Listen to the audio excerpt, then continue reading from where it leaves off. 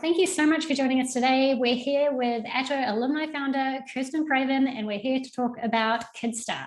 So thank you so much for joining us, Kirsten. And could you kick us off by telling us what is Kidstar? What do you do? And a little bit about yourself as well. I'm Kirsten and I'm one of the founders of Kidstar. Kidstar is a gift-giving platform where you can go to make gift giving easy, but equally to find awesome gifts for kids. Amazing, amazing. And can you tell us a bit more about yourself as well? What did you do before Kidstar? So my background's marketing. I've most recently had my own marketing consultancy called Flock Effect. And before that, I used to do marketing for organizations such as iSelect and equally at ad agencies, where I spent probably the majority of my career making awesome advertising for some of the best known brands in Australia, which was awesome fun. But yeah, started doing my own thing. So fantastic, such valuable skills that you can repurpose now for your own brand. And no doubt you learned a lot about how the internet works, how to target people, all those types of things with the brand storytelling. So How did you get started moving away from your marketing roles to focus on building a gift giving platform for kids? Well, a few factors. One, I went client side at iSelect. So I started to get my head in the business side of things, not just the marketing side of things. I like to play with or live in the emotions and feelings space a lot of the time in my Adland days. So it was good to get some more numbers and objectives to where you thought of things more deeply. And then, I was inspired by having my own business when I started my own consultancy. And part of why I started to do that was because I had 2 kids. And so I started to live in the world of parents and gift giving for kids. And my background in a marketplace business, as well as my marketing experience, made me see this opportunity that I suppose, or actually this gaping hole that existed for parents that I felt like I had the skill set to help solve. And so that's how Kidstar came to be. Fantastic. I absolutely love these stories that have come from women who are just juggling so many things, and then you want to create something so you have more freedom over your time and your finances, hopefully, as well, long term. So what did you do to get started? So you're in that space of working at iSelect, realized you needed to create something that wasn't there. What did you do in the very, very first stages? What did you do to get started with Kidstar?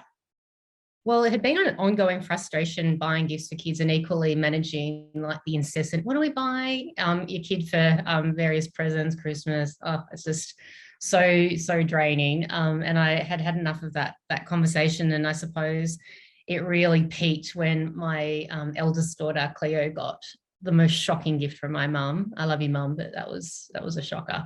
I don't think I've even said that directly to her how bad it was, but it was like, okay, that's it. And I suppose that's where it came from with Kidstar. It was just it's really a productivity platform that aids gift giving. And yeah, it sort of just helps makes it happen. But in terms of what we did first, I guess my background meant that I put pen to paper and I really started to nut out that business plan and how I could actually have something that was different in market and separate myself from everything else that was out there and make it a reality. And so, how would we, I suppose, garner that attention, earn that respect and place in people's gift giving repertoire, if you like.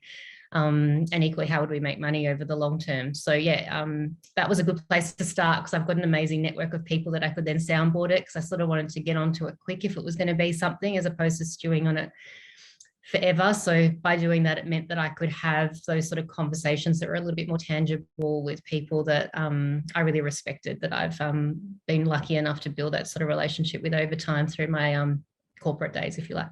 Fantastic. Yes, you started with a one-pager business plan. I love that a lot. A lot of founders get stuck in the idea stage as well without putting pen to paper and outlining their clear ideas, especially about how to make money. I think that's really important and wonderful that you did that in the early stages, and that you had people that you could soundboard off and get feedback from as well. And bless your mum. What a wonderful woman who sparked this idea and, helped get Kidstar off the ground. And I think that happens. Pardon? Her heart was in the right place. Her heart was in the right place. Yes. And I think a lot of people are like this as well, right? They just want to give and give and give. But, without knowing what these kids want or what anybody wants as a present as well, it makes it a bit harder as well. And I think as people are becoming more sustainability conscious as well, gifts are becoming even more important. And what we give is becoming even more important. You shared some really amazing stats at Demo Day last year as well, that 40% of adults buy more than 11 gifts a year. And it's just mind-boggling to think, if your kids have cousins, if your kids have like at least 10 friends, that's like 10, 20, however many gifts each year that you need to buy on behalf of your kids as well. It's just mind-boggling how many gifts are involved in here. I easily, as a parent, would gift 30 plus gifts in a year. Wow. So every fortnight you're looking for something, at least, maybe even more frequently than that, depending on the time of the year. Here, September is a very popular month as well for it is. I have a child in September. Excellent. Okay, so you've got the one-page business plan, and you've had some feedback from some business mentors as well. How did you find Atto, and where did Atto come along on that journey? Well, to be honest, I had the idea for Kidster for a while before as much as I had those conversations early, I got a bit distracted with flock effect. Actually, distracted is maybe not the right word, because that was what I was doing before Kidster came along. Because obviously COVID happened, and it meant that, the world changed, and I needed to do what I needed to do for our family. And so I lost the momentum I might have had with Kidster in those very early days. But why Atto was great was, I guess maybe a year ago, if that, I was going, all right, Kidster is happening. That's it. Enough of COVID. As much as possible, I'm not going to succumb to it anymore. I'm going to make these things a reality. And I happened to come across this lady, Pip Stocks, who actually has her own amazing startup called Hearsay, and we have a working relationship from when we were at iSelect together. And similarly, we crossed paths multiple times after, and we were lamenting our startup journeys. And she was listening to me very kindly, and she said, "Do you know what you need? You need to reach out to Kate from Atto. Atto is exactly what you need for the stage you're at in your journey." I wish I had have known about Atto when I first begun, way back when, instead of discovering everything myself. And I did it as soon as I hung up the phone from her, or the video call from her, and if you like, and got on it. And I reckon a matter of days later, I was speaking to Kate and joining up the community and making it a reality. And she was absolutely right. Oh my gosh, shout out to Pip. Thank you for the recommendation. I clearly love having you in the community, and it's been amazing to see what you've done in this time. So last year you joined, I think quite early on after we launched the Atto Academy, which is our monthly membership. And then you also joined the Accelerator last year as well. So you had the intensive 12 weeks with masterclasses and coaching with Kate to really focus on the idea, and then pitch at Demo Day as well, which is a huge experience. We have so many people register for that session, and then you can still watch it now on YouTube as well. And we also had a fireside chat with Kirsty Junk from Modibody, which was like so amazing, so amazing. So how would you summarize your year with Atto last year? So you joined maybe, I think, in the first quarter or maybe the first half of the year, and then you were in the Atto Academy membership, and then you joined the Accelerator. How would you summarize that time? It made me accountable, and it's exactly what I wanted and needed, but it was done with a smile and a rev up. And it just, I suppose, gave a bit of rigor to the startup journey, where otherwise it might have slid in the context of COVID, and I didn't want any excuses. And so Atto really helped me be honest with myself and keep me on the right path. It also probably helped me lean into the startup, my own startup journey and story with a little bit more clarity as well. And I have to say also, it gave me a boost of confidence too, because, the things that I could share with you guys, I could get a bit of a gauge as to, how thought leading or not, or, it just gave me a gauge if I needed to push harder, or I was being not ambitious enough or too ambitious in some instances. And it's really nice just to have that, that really trusted group of people to confide in and to reach out to as you're going through the startup journey instead of going in on your own. So it was great. Accountability, loved it, and making things happen. Yes, yes, yes, yes. At Agile, we're all about focus, clarity, and action. And Kate's business coaching is so amazing. She's very clear and definitely keeps you accountable and tries to break things down to what's the small steps. Well, what are the small steps you can make now to make the most impact long term, but really having that focus and starting small as well. So maybe could you share a little bit about what coaching with Kate was like as well? I love a lot of things about Atto, but my coaching with Kate is definitely my favorite part. And I like it because she's a founder herself. So I really respect her opinion, and she's seen it and done it. And it just makes me treat her opinion with so much more respect, because she can talk to her own situation and reality, and particularly because she had a marketplace business that has so many similarities to what our business model is as well. It's just been invaluable to get her guidance. She's also a mum of 2 girls, so that also helps because she gets the parent gift giving needs, but she just really cuts to the chase, and she has this incredible ability to hone in on exactly where you're at, and what your challenges might be before you even voiced it, and anticipates what you've got ahead that you might not have seen yet as well. So she also pushes me as well. So she goes, no, you can go bigger than that, or think of it this way. And it's just that coaching in the moment as well. And it's often enough that I get such extreme value from it. It's definitely shaped the direction of our MVP that we're going to be launching with several times, actually. And for the better. I feel so great about the MVP that's coming up to be launched shortly. And yeah, a lot of it's happened in the way it has because of Kate, and I'm really, really grateful to her. That's amazing. That, yeah, pretty much summarizes so much of what we hear, like the accountability, the clarity, the focus that she gives as well is just so amazing. Thank you so much for sharing all of that with us. And maybe tell us more about your MVP, what stage you're at, and maybe a little bit about the journey of like how you came to get here, because we all know the startup journey is not linear and it always takes a bit longer than what you think. So we're super excited for your launch as well. We know so many people who are gagging for this product as well. They know it will help streamline their lives and, you know, like give them that productivity and that ease of that mental load and that mental space back as well. So where is it at?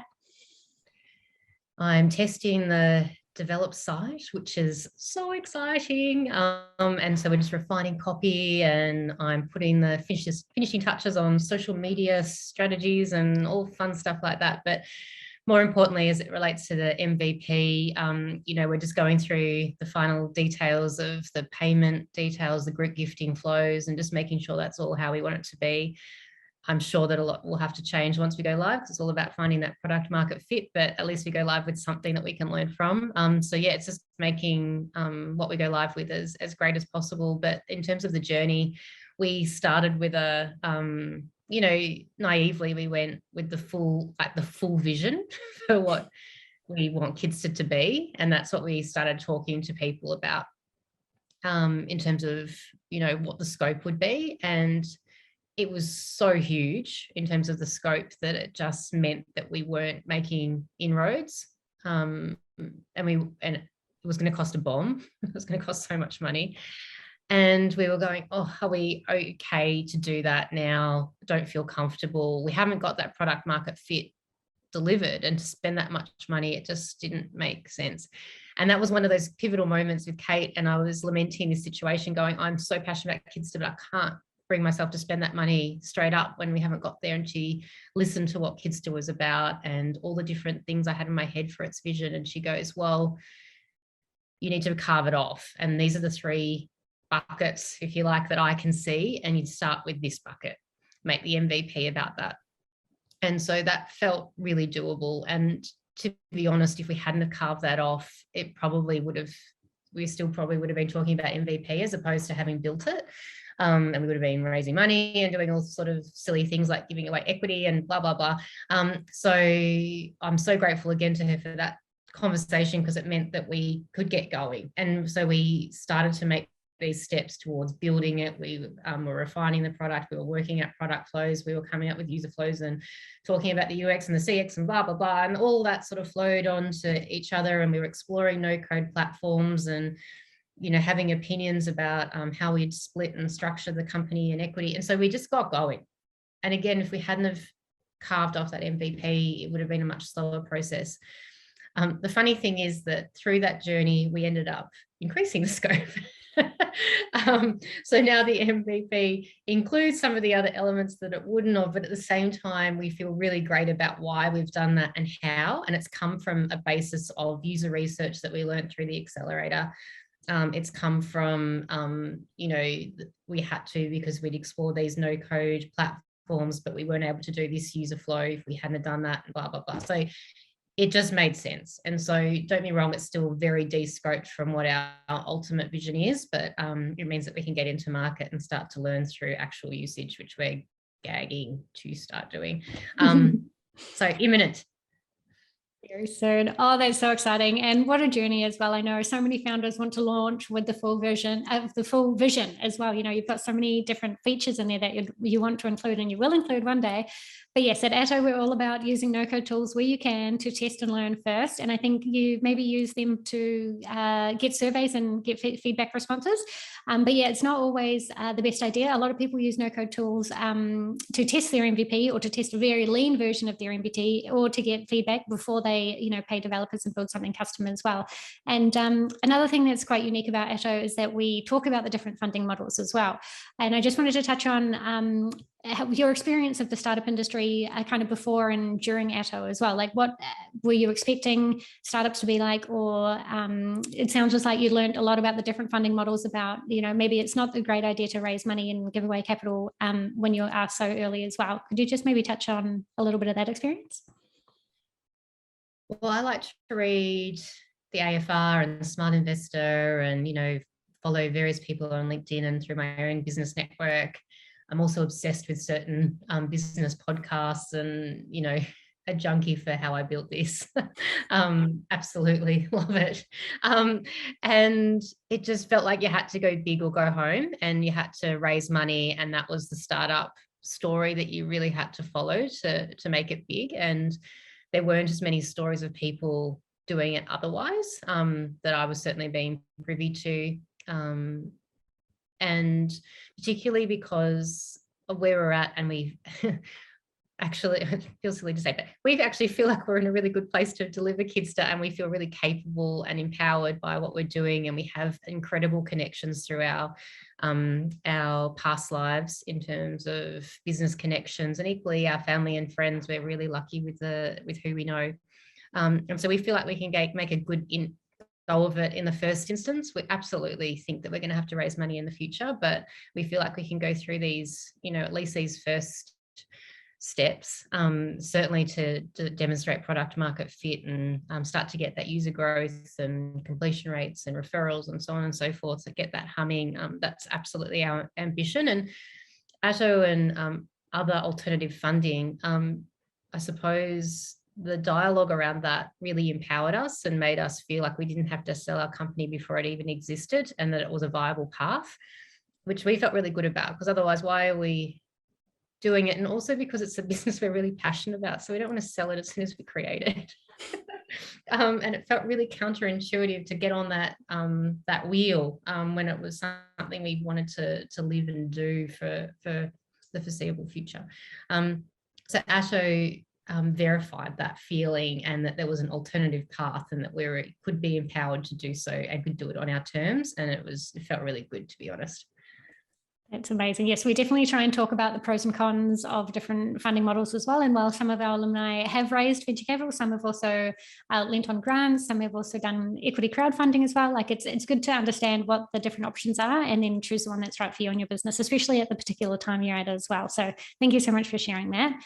I was wondering, so it sounds like the process of building the business has turned out to be, you know, the timeline, even though if it wasn't what you expected, it's turned out to be pretty damn great. Like, if you're super happy with where the MVP is about to be for launch.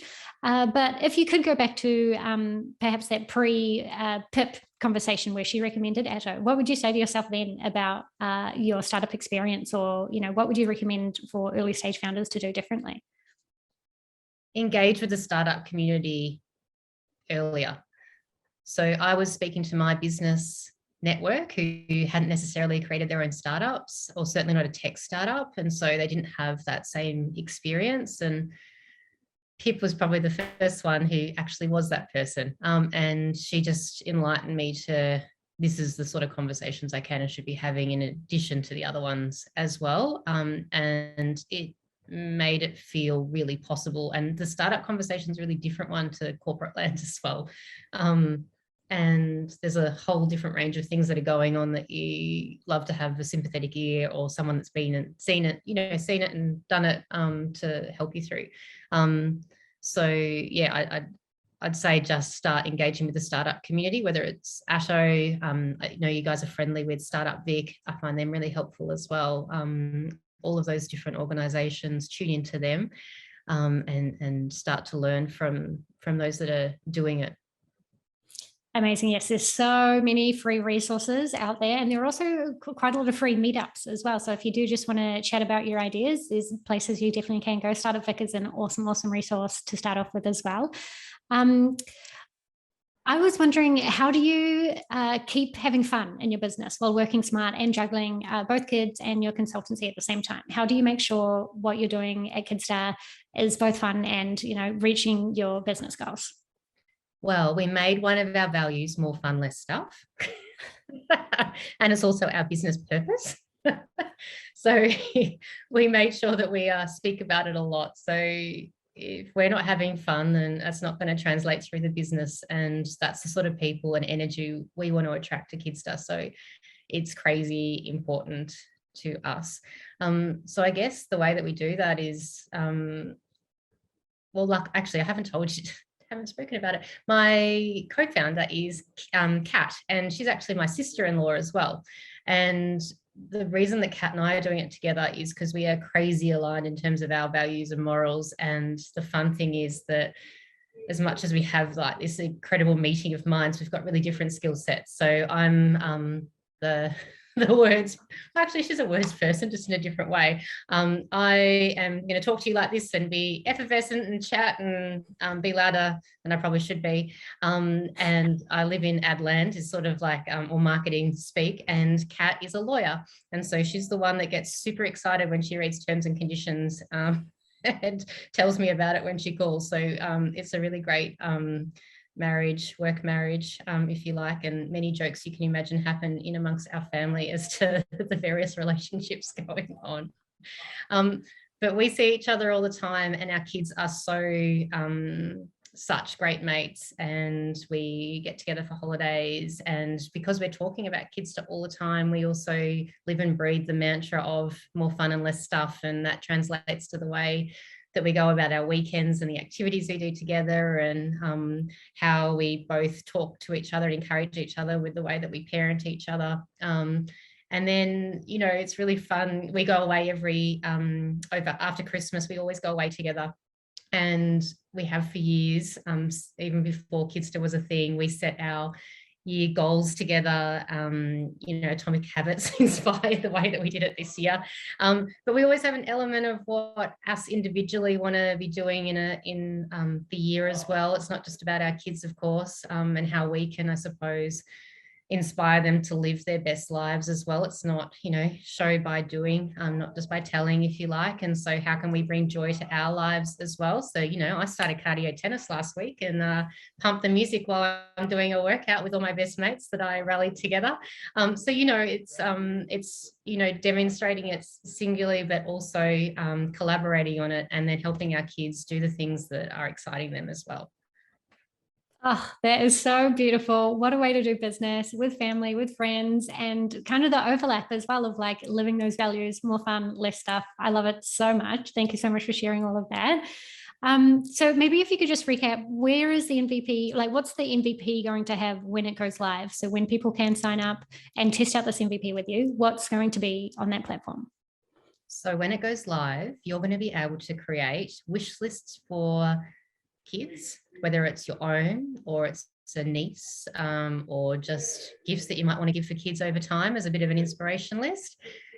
And the great thing about those wish lists is it's linked to actual products as well. So you can share those wish lists with others, or you can keep it as your own personal list to trigger things when you want and need to buy it. The other thing it's going to enable is the ability to reserve items on those wish lists if you receive it. And so you can pass that payment over to the organizer as well. So then they're facilitating, I suppose, that purchase on your behalf. So for example, instead of, if my daughter had a birthday party, instead of 20 gifts, we might be choosing one gift or an experience. For example, there's a tree adventure park just nearby, and we just did a group gift from 5 other families to go and do that experience together. And, you know, that's then an experience they go and do together. And so I organize that. So the platform will enable that situation where we collaborate, and can also do group gifting. And so I think group gifting in particular is the way to enable these gifts that are perhaps a bit out of reach otherwise, because I certainly know that I can't always or can afford to spend you know, something that is an experience. Sometimes they're out of reach financially. And so this group gifting mentality means that we can suddenly give things to kids that they might not have been able to receive otherwise. And a whole dose of inspiration galore, because we have learned from our user testing, or sorry, our interviews that inspiration was the thing that people struggled with most, particularly for kids that are 12 plus. People just don't know what to give, and so they're just giving the wrong gift or gift cards. Gift cards, classic. Yes, that's so exciting that you're completely shaking this up and people are going to get more meaningful gifts and have more fun and less stuff. I love it so much. So where can people follow along the journey and sign up? Well, register on our Coming Soon landing page. So go to kidster.com. We also have our Instagram account, our Facebook account, and LinkedIn account as well. And like I said, I'm just tightening up that social media strategy. So they're all about to have a lot more activity going on in them. So yeah, that's the best place to follow us. Amazing. I love it. Being from a marketing background myself as well, I love it when you're focused on doing the work versus talking about doing the work. So when you do start talking about doing the work, you've actually done some work as well. It's fantastic. I love it. I love that motto. I love it. Okay. Any final advice for early stage founders or people thinking about taking action on a business idea? Just do it and get doing it early, because you might find it's the right thing. You might find it's the wrong thing, and you might have wasted time in between, either, you know, just twiddling your thumbs when you could have been getting on with it. Or, you know, maybe it wasn't the right idea and there's another one that comes along. So I just encourage you to get on with it. So yeah, you can discover what the answer is if you like. Amazing. Start early, test and learn, and then take the action that feels good. Thanks heaps for joining us, Kirsten. I really appreciate all your stories, all your insights here, and we'll be watching the launch for sure and supporting you along the journey. Not long now. Thanks, So Lana. exciting. Thanks.